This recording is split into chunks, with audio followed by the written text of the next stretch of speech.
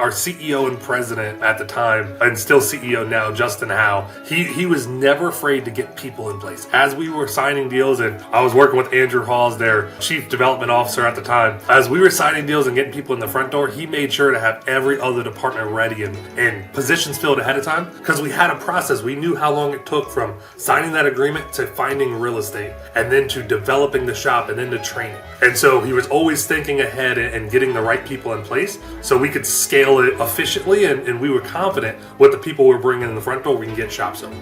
Welcome to the Franchise Hot Seat Podcast, where we talk about all things franchising. Now, here's your host, Dr. John P. Hayes.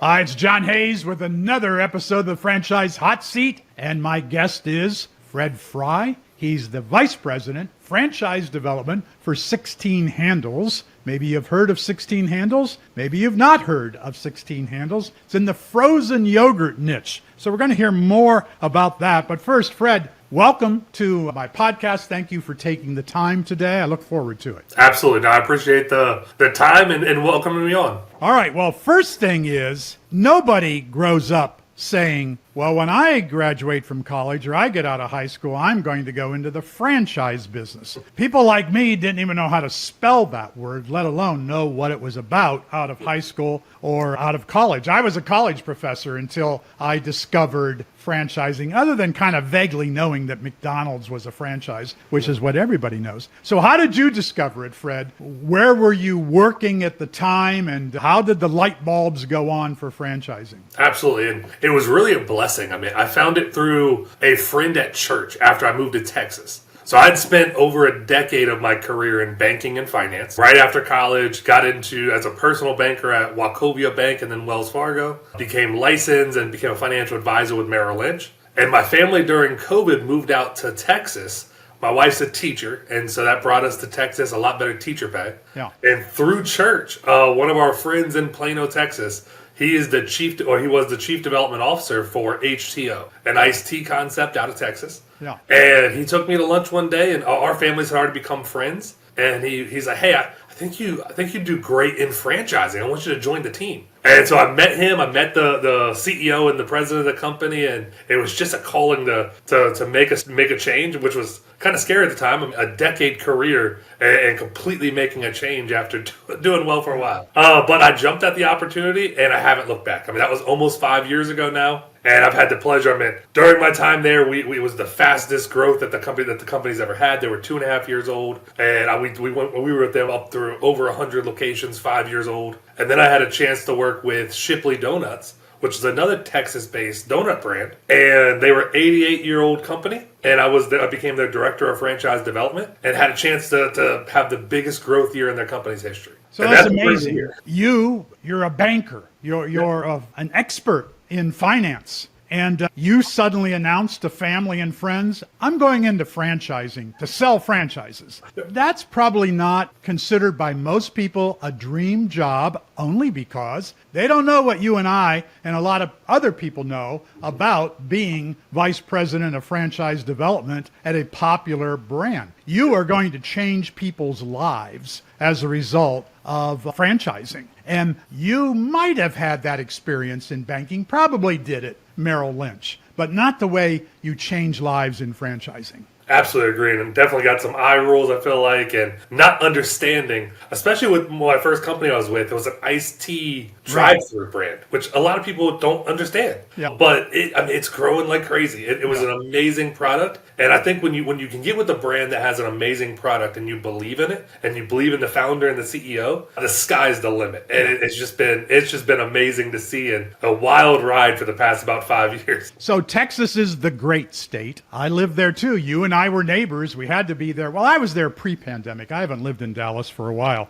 But if Texas isn't number one in franchise development, Florida is number one, particularly South Florida, where I'm based now in West Palm Beach. So those are great states for franchising. Were you at Prestonwood Baptist Church by any chance? I was right next door to it. We All right. were at Grace Church in Okay, Plano, but Texas. that big mega church at Prestonwood. Well, I'm Catholic, so I did visit. Didn't visit Grace, but I did visit Prestonwood. My son went to the academy at Prestonwood, in fact. Wow. So the level of franchise interest in Texas is just beyond what you're going to find in many other states, but of course, franchising is popular across the country. What was it about franchising that made you jump in? What was, you're going to leave your financial analyst position with Merrill Lynch. You've had a great history in banking and go with an unknown franchise company. Are you crazy? Probably a little bit, but it was a great time. It was a great choice, right? Yeah. And really, I mean, it was the product and listening to my friend who I had known for a while by that point, and hearing the stories of how he changed people's lives, how he helped people sign agreements and open up small businesses. Yeah. And as a financial advisor, I would help people with their investments.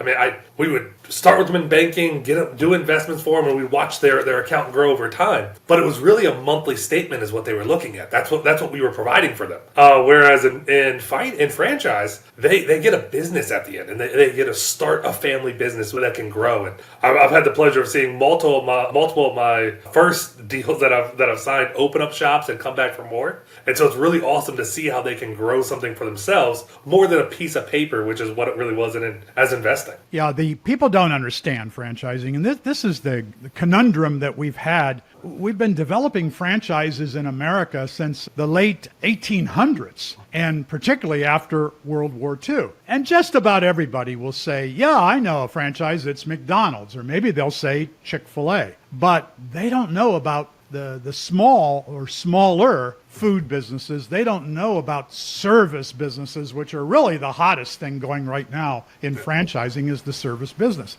And so I'm in a niche as a professor at one of the few universities that teaches franchising where our graduates can go to work immediately for a franchise company knowing what franchising is all about. And that's a great advantage to employers in franchising as well. 10 of my graduates, actually students, because 2 of them are currently students, 10 total are franchise owners right out of college. I mean, who has heard of that? And they're in service businesses. Franchising provides opportunities for wealth building and for legacy building that you won't get through a job or through your investment portfolio, as valuable as that portfolio is. So we provide, when you're in franchising, either developing franchises or you're teaching franchises, we're always there at the precipice of changing someone's life. And it's a great feeling at the end of a day. Absolutely. I feel exactly the same way. And I know watching them at grand opening, and we just had a grand opening on Friday, and it was, or Saturday at noon, and up in New York. And it was just awesome to see the look on the owner's face when they get to do the ribbon cutting. Yeah. The mayor's there, yeah. A line of 250 people, and it's just how proud they look at the end of the day. Right. Suddenly, a guy who was just an average citizen in the city is now the big man in the city. Yep. And people love that. So your background is in finance and business development. So let's talk about this. How easy is it for people to get money today to invest in a franchise? As you know, no one's sitting around generally with $500,000 in their pocket or $250,000. They say, I just can't wait to invest this in a franchise, when, of course, they know very little about franchising. So they want the banks to help them. They want leasing companies to help them. They want franchisors to invest with them. How easy or how difficult is it to get financing today? So it's still relatively easy. It is getting a little bit harder as things change and the different policies with the government and the SBA changes. But a lot of our customers utilize SBA loans to get started, which have relatively low requirements. As long as you have at least 20% of the total development cost that you can put in liquid cash injection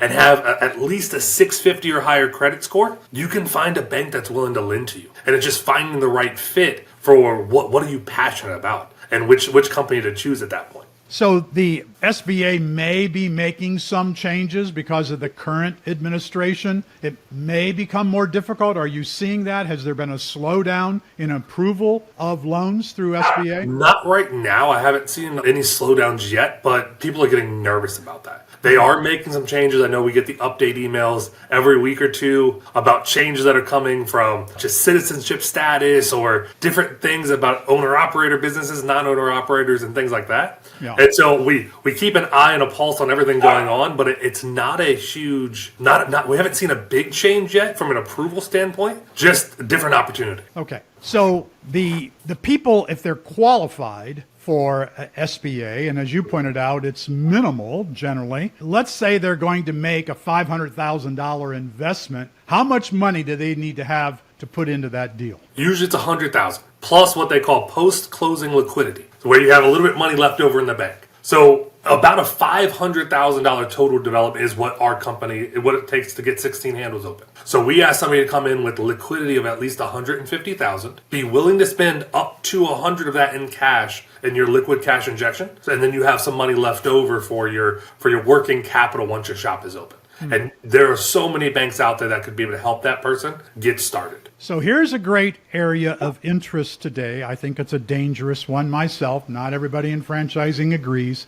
A guy is out there maybe working for Wells Fargo, and he's got some money. And he's thinking, I don't know about my portfolio. I don't know about the stock market. I think I ought to invest in 5 of something franchises. And I hear I could do that I can keep my job and I can own 5 16 handles. And I'm going to do that. Good idea, bad idea? It depends. It depends on that individual person, right? And what type of ownership or management style they have. You absolutely can do it as a passive investment, especially something like us with like the low labor requirements. I mean, really, if you can smile and clean, you can stand at the store and help people out. But from the ownership standpoint, I mean, the first couple stores that you get open, the first one or the second one, and your involvement really sets the tone for the community engagement and the community's presence behind your business. And so what I'm always afraid about in those situations, if you're not operating it at least somewhat at the beginning and setting that standard, you're letting somebody that's not an owner set it and might not connect in your community as well as it should. So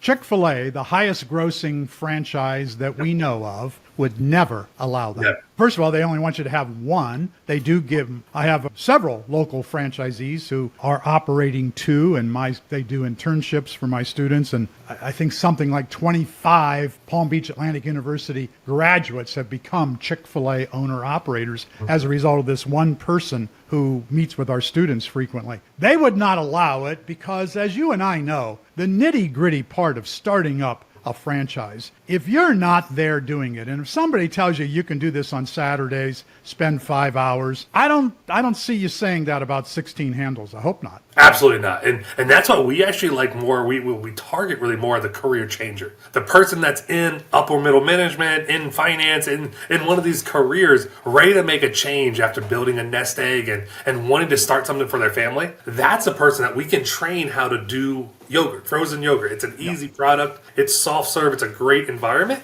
And so I can teach them that. And I want them to come in and bring all the knowledge that they have for what they've done in their career and in their community to then grow and build something lasting for their family and for their neighborhood. So you've sold Shipley Donuts franchises, and it's been around forever, but people don't know it's franchised. And it's not one of the big names when you think about donuts. I mean, who do we think about? We think about Dunkin', of course. Krispy Kreme in Texas, of course. Shipley, sure. But even locations of Shipley in Texas were difficult to find. And then you also were involved in an iced tea business. How popular can iced tea be? It was HTO. Okay, now you're in frozen yogurt, which is a little more recognizable. Well, donuts are recognizable, but you're with a brand it's not the common brand name yet. With any luck, it will become that. But do you like those kinds of opportunities where, okay, you're not selling McDonald's, you're selling something that's maybe 4 or 5 levels down from that? I do, and I actually get really excited when I find a company like this that has just that growth potential, the opportunity. I mean, HTO, when I started there, they had they had 40 locations opened, and when I left 2.5 years later, we were over 100. Shipley Donuts had an 88-year history, and in a year and a half with the company, or a little more than a year, we had the best development run of that entire 88-year history, and we were able to bring knowledge and fundamentals to brands that we can then see go into work right away and grow this company from what it was to what it could be in the future. Yeah. And now I have that same excitement about 16 Handles. Yeah. I mean, we just opened up on Saturday our 37th location, and we have another 6 that's going to open this year. And this is all after new ownership took over about 2.5 years ago. That started as a franchisee. And so it's really cool to see that the growth of a company and how much you can add to it by making smart changes and smart decisions to scale the brands. So I want to go back to Shipley because, as I understand, in 1 year, 2024, you brought in 117 franchise agreements in a year. How does a company handle that? Because most franchisors can't. They won't get them open. Yep. Sold, but not open. Agreed. And that's one nice thing with Shipley Donuts. I mean, they were prepared for it, right? They had a private equity investment a couple years prior before I got there, and they had the team in place. We had an amazing operations team, new shop openers, project management, and they were just looking for the right salesman to come in and get the people in the front door. And I was blessed to be part of an amazing team there, from our senior VP, the VP, and myself as the director. And we oversaw the largest growth year in the company's history, and we were able to make that. But on top of just signing that many deals, we also had the most shops open last year. They also had the most shops open into last year as well, and then on pace to almost double that number this year, which just goes to the testament we were ready to get to that point. And if you find the company that has a great product and the resources in place to grow, you find the right franchisee, it's all a magical group together. And then right out of your banking career, you went to HTO. And I got to say, even though I was in Dallas a long time, never saw an HTO, never been to an HTO, but I've also never yet been to a 7 Brew, even though I've had a podcast with a 7 Brew franchisee. A lot of franchises out there that even I don't know about. People think that I know them all. I don't. But with HTO, an unusual concept, just 300 franchise agreements in 2 years' time. Again, how did that young company handle that kind of growth? And that one, I really think it was a testament to the leadership. Like our CEO and president at the time, and still CEO now, Justin Howe, he was never afraid to get people in place. As we were signing deals, and I was working with Andrew Halls, their chief development officer at the time, as we were signing deals and getting people in the front door, he made sure to have every other department ready and positions filled ahead of time, because we had a process. We knew how long it took from signing that agreement to finding real estate, and then to developing the shop, and then to training. And so he was always thinking ahead and getting the right people in place so we could scale it efficiently, and we were confident with the people we're bringing in the front door, we can get shops open. So in both of these cases, the franchisor had the money to get the stores open, and emerging franchisors do not in most cases. And this is something that people need to protect themselves from, but they don't know that. Brokers don't tell them, perhaps, or the franchise sales staff doesn't tell them, or sometimes commission gets in the way of helping someone understand that to get you open, the franchisor has to have the money to get you open, because that $30,000 franchise fee, a lot of that goes into commissions, and the rest of it is not very consequential. The franchisor is not putting that money in their pocket. So knowing, can the franchisor help you get open in the schedule that they say, is so important today. Absolutely agree. And that's paramount. And I think that's what made it such an easy sale from my end, right? Because a lot of people think that we're in sales, and it's not just sales, because it's really finding the perfect match for that person and moving together, like showing them the opportunity. And if I believe in it from my position, and I truly believe in what we're doing and in the product, it's an easy conversation to have with these people coming in the front door. And I think they feel that as well. Yeah. Well, if you're going to change someone's life, you can't do that by putting them into a concept that they think they're going to do part-time and it's not possible, or putting them into a concept that for whatever reason, labor, availability of product, it's too challenging and too difficult, and you don't change their life. Well, you do change their life, but it ends up being for the worse. And sometimes we have franchisees who frequently come to me to complain about these kinds of issues. But the FDD makes it so easy for you to protect yourself if you'll just go to item 20 and look at the list of franchisees and go call them and go visit them. And something like 70% of franchise candidates don't do that. Franchisors should make that mandatory. If you haven't talked to at least 3, 4, 5 of our franchisees and they've given us a report about you, we don't want you in our franchise network. But that's a whole different story. I would think, and banking, and I don't want to get personal about money here, but I kind of do to make a point. You could leave the banking world where you were a professional, white collar, great job, good money, good benefits, and you could go into this thing called franchising, which my mother was always suspect of that. I left being a professor at Temple University in Philadelphia to get into franchising. She never forgave me for that, really. Never understood what I was doing. But people don't understand. You could better yourself, even from that professional banking background. You can make a lot more money in franchise development, and people see that as sales. They don't see it as you and I see it, as a life-changing opportunity. How did that work for you?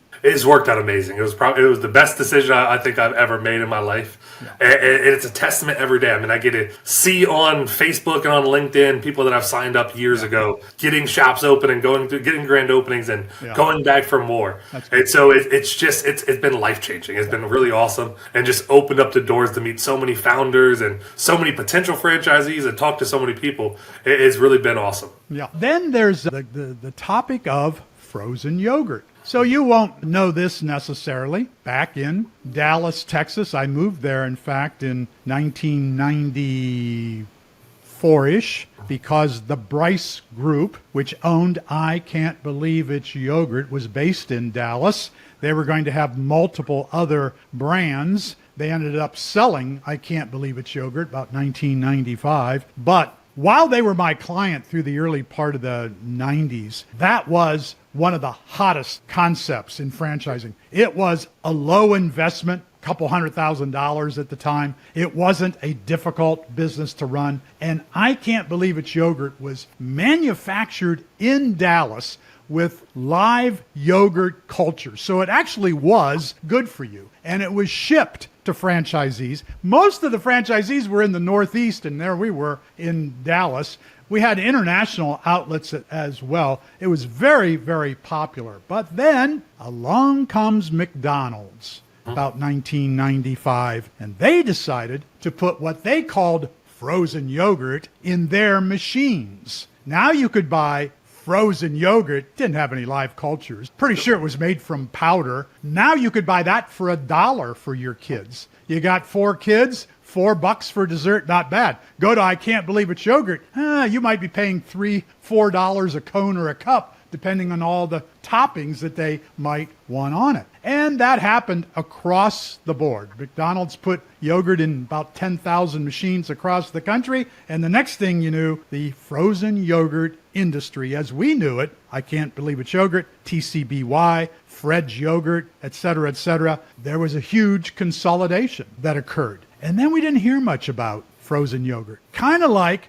bagels. Bagels are out there for a while, and that didn't work. And then they're not there, except for Einstein has always been out there. So frozen, and then along comes Pinkberry, early 2000s. And I actually moved from Dallas to Kuwait, where I was teaching marketing and franchising at a private university. Loved being there. Pinkberry all over the Middle East, so it became very popular, the tart frozen yogurt. So now we're back to square one in a way, that we've got frozen yogurt again coming out of a spigot, in this case 16 of them or maybe 17 of them as a bonus. So what do you think about the industry? How trendy is it? Is this time it's here to stay. And 16 Handles isn't the only brand, of course, making it in regular tasting, non-tart frozen yogurt today. Absolutely. And no, I think very highly of it. I mean, I believe the market has continued to rise. I want to say the market for frozen yogurt went up almost 5% last year alone.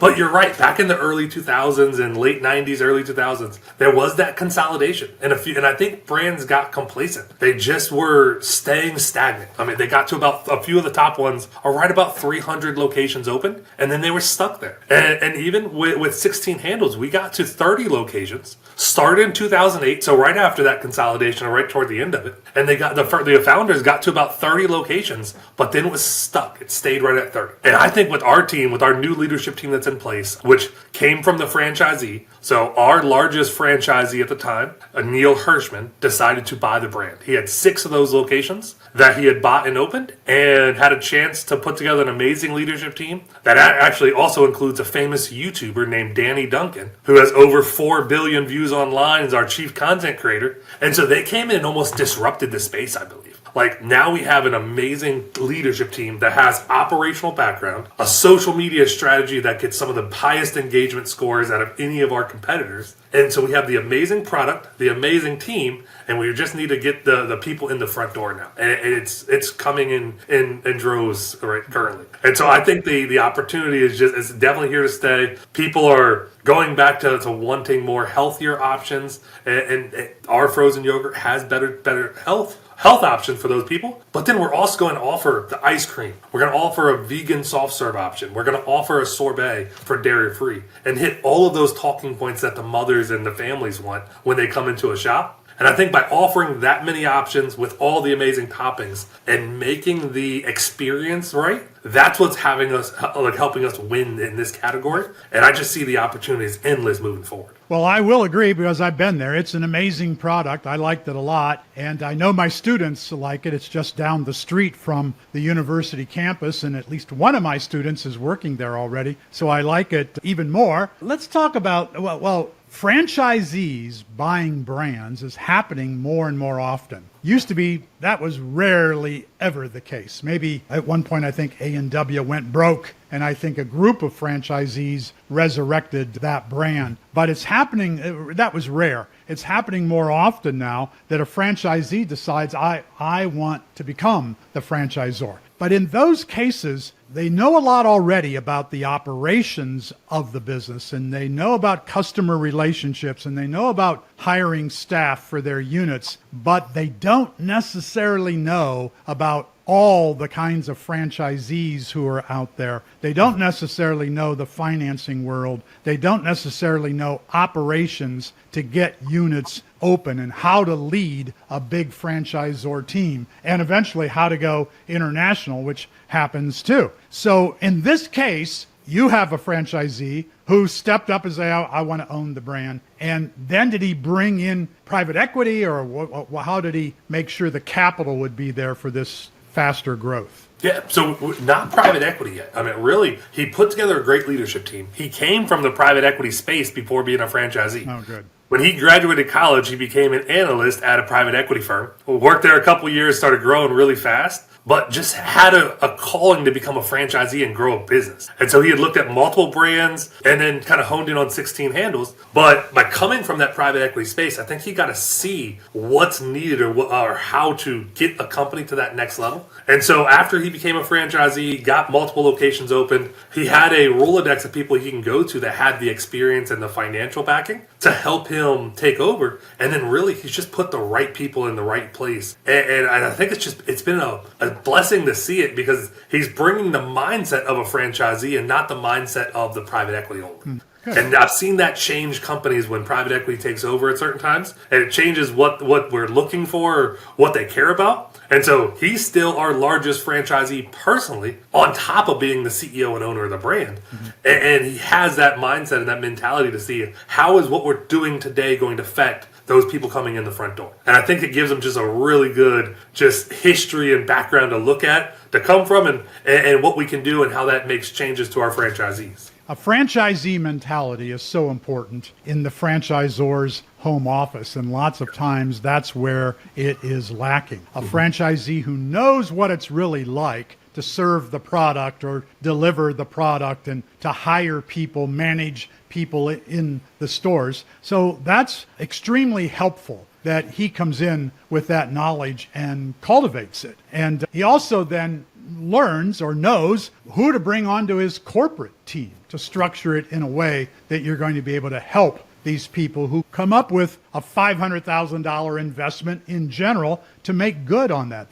That is a little bit outside of the sweet spot in franchise investment. Most people, and probably the majority now are, based on my seminars at franchise expos around the country, the majority of people who are in my seminars, the A to Z's of buying a franchise, are looking for service opportunities because they can get those for $150,000 or less money. Whereas once you get to food, and if it's retail, chances are you've got at least $350,000. That scares people a little more, and there's sometimes they're not equipped to do that. It's a different mindset. So who are these people investing $500,000 to open a 16 handles? Where do you find these folks? So you find them in everyday walks of life. I mean, we have people that are changing careers that were in working with Fortune 500 companies. We have people that are retiring teachers. I've worked with so many people across that spectrum, and it's awesome to see. But it's those people that have built something for themselves in their professional career, and now they want to build something for themselves, of not just for the company they work for, but for themselves and for their own family. And so it's really amazing to see the amount of people out there that have the access to it, and when they find the right product or when they fall in love with the company, they're able to then bring that to their family or bring that to their neighborhood. And so it come from all different walks of life. And I know for us, one of the biggest tools that we've started using since I've joined here with 16 Handles is utilizing like Meta, Facebook, Instagram ads to get people in the front door and show them the product, show them the company, show them what we're doing. And when you have a great story to tell, which I believe we do, it resonates with those people that want to build something for themselves. So can you find a $500,000 franchise investor off Facebook today? Absolutely. All right, 100%. good. You're doing that. Good. Yes. So the other thing, the main thing we know about franchising and what I teach over and over and over is systems. Mm-hmm. If you won't be dependent on the franchisor system, get out of my classroom. If you want to become a franchisee, it's not going to work for you. Stop it.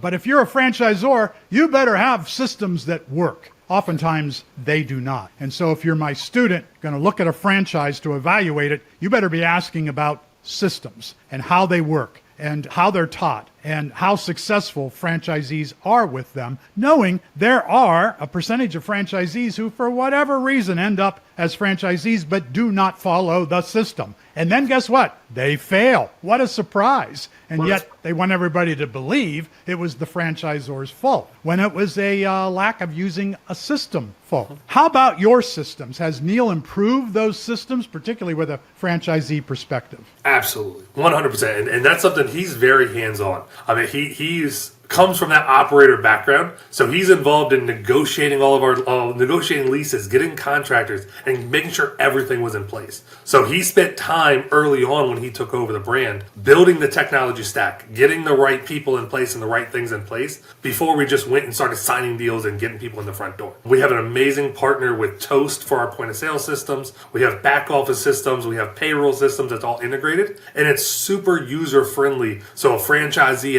at any educational level or technology level is able to use it by a push of a button. And so it's really awesome to have that. But yes, he spent a lot of time early on just making sure things were ready to go before opening up the floodgates. So if Greg Flynn, who I've had on my podcast, America's largest franchisee with 8 or 9 or even more brands, if he were to come to take a look at 16 handles and say, I'm going to open 100 of these, as he could easily do, why would he say that? What would be the big attraction? So for us in this space, it's the high margins, low labor, and how fast we can get open. Also, from a real estate perspective, a lot of brands nowadays are trying to do a freestanding only drive-through model, or even just an end cap only in a shopping center. Yeah. Those are great, but when you're relying on the less real estate options that you're looking at, my price is going to go up to get developed and get it open, right? With us, we have a lower development cost because we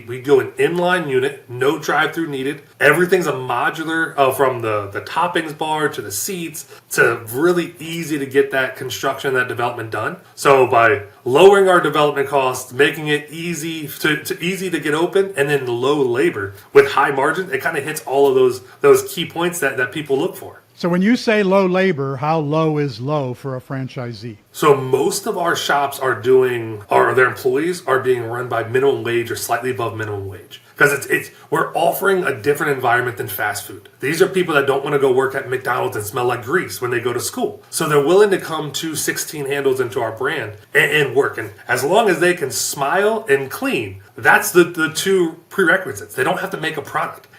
Our product comes in frozen from the creameries. It's all mixed together. They're not hand mixing it or putting different things in. They get to pour it into our soft serve machines and watch the flavor come out. So can you give me a percentage of what of sales is labor going to be where in a percentage, if you know? So I don't have a great number there that I can give out just because we don't collect full financials from all the franchisees. And so I know what our affiliate shops do, but we haven't put that in our FDD at this point, so Okay. we can't really discuss it. Okay. Now I can tell you from cost of goods sold, the margin side. Okay. So for us, and at our affiliate shops, which are the ones owned by our CEO, Yeah. those are six shops in New York City. So in probably one of the highest cost markets in the country, right? Our cost of goods sold averages 26.1%, and that's an all-in number. So that means that their gross margins are almost 74% on every dollar sold, which is really awesome to see. Yeah. And so when you couple that with having minimum wage only employees for the most part, as well as not a lot of extra monthly bills that they need to pay, and a great royalty and ad fund are on the low end of the spectrum, it leaves them a lot of money left for the bottom of the day for their EBITDA. So do you have an affiliate store in the Times Square area where I will be at the end of May? Nearby. We used to have one in Times Square.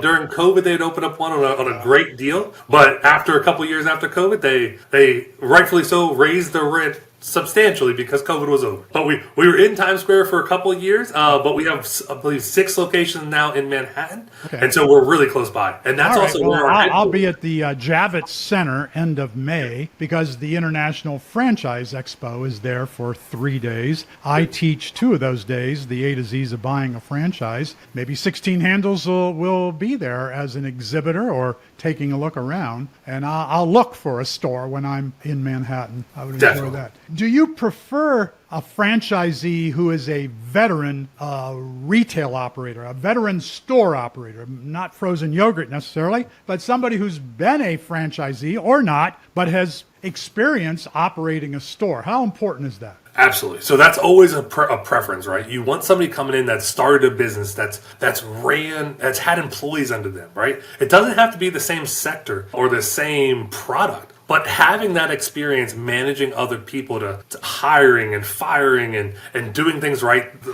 you want that person coming in the front door. Now, it's not a prerequisite. Like, we don't turn people down that don't have it. Because I think we do a great job and we can train some people on what they need to do or get them prepared. But if they come in the door with that expertise already, it just makes it easier for them to get going faster. Mm-hmm. So if you've never owned a frozen yogurt store or any retail franchise, what do you need to know to be successful with 16 Handles? Yeah, so they need to know how to get involved in the local community. Your local marketing and your community involvement means so much for your brand, especially for a company like us, right? Because our product, it really hits the entire family segment. We're not limiting to who we sell to, right? We don't just look for the mother and the kids. I mean, we have grandparents come in, mothers, fathers, young children, middle school, high school, and college, and everything in between. And so when you work with somebody that comes in that knows how to get involved in the community, and they're going to be in that space for a long time, you're going to sell to a kid when they're in 5th grade,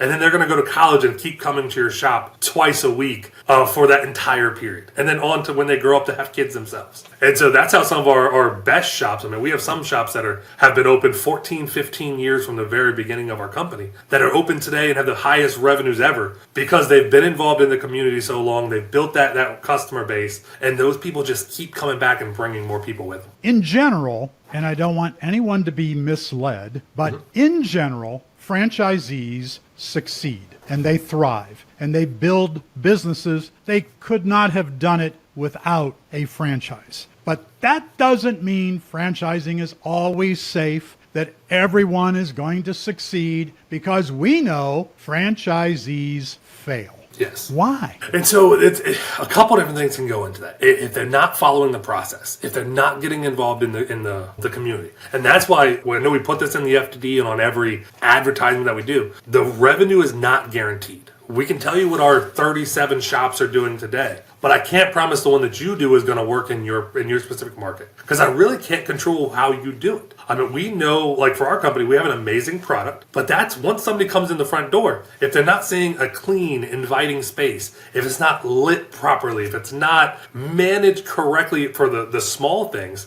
you're not going to win that customer to come back. I mean, in the retail space, and you probably know this, once you've gotten a customer to come to your location 3 times, you have them for life. They're going to come back all the time once you get that third visit out of them. And so we're teaching you, and we have an amazing product that will get them coming back. But if you don't do your piece of it and make sure that you're getting involved, keeping it clean, making it an engaging space, that customer's not going to come back 3 times to become your daily customer then moving forward. Is a drive-through important to a 16 handles? It's not. We actually do not have any locations with drive-through, and I think that helps us in our development cost right now, because we have a plethora of options for real estate. Now, I never want to say real estate's easy, but theoretically, an inline unit without a drive-through is the most readily available space that you can find. And so, but now getting it in a center is the most important spot. So that's why with us, we actually give people a little bit longer time to get a shop open than most other franchise brands. We give them 16 months to develop their first shop. 6 months to find real estate, 6 months to negotiate a lease, and then 4 months to develop that store. And so by doing that, our mindset's always going to be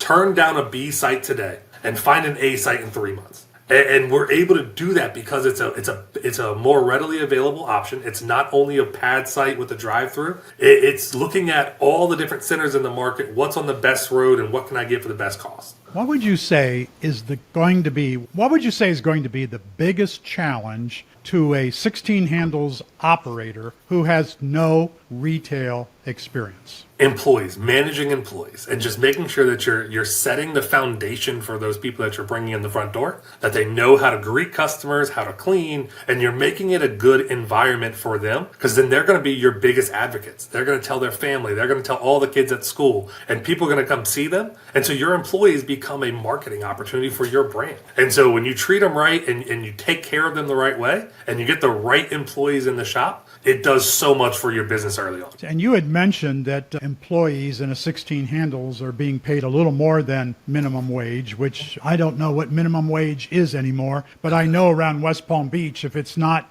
$15, my students aren't taking that job. And at Chick-fil-A, they'll make $17, $18 an hour working at a Chick-fil-A. So does that become a big factor for 16 handles, that maybe they're paying a little under what some of these other retailers are paying? Does that make it more difficult for a franchisee of 16 handles to find good people? Well, the nice thing is we don't dictate how much you pay your employees. So you as the franchisee, you get to make that decision. Our job is there to give you the advice and tips and tricks and tell you what other people are doing. And so, but then you ultimately get to make the best decision for your local market. Because there are some markets where that's absolutely the case. It will be a little bit harder. But there are a lot of employees out there that don't want to work in fast food. They don't want to be around grease. They don't want to smell like it when they go to school. And so we can offer something that the Chick-fil-A's of the world can't, or the McDonald's or the Burger King. We can offer a better environment that's different. It's a clean environment. It's not as, you're not getting 100 cars through a drive-through and doing 1,000 things at once. You're smiling, you're talking to people, and you get to spend time in a different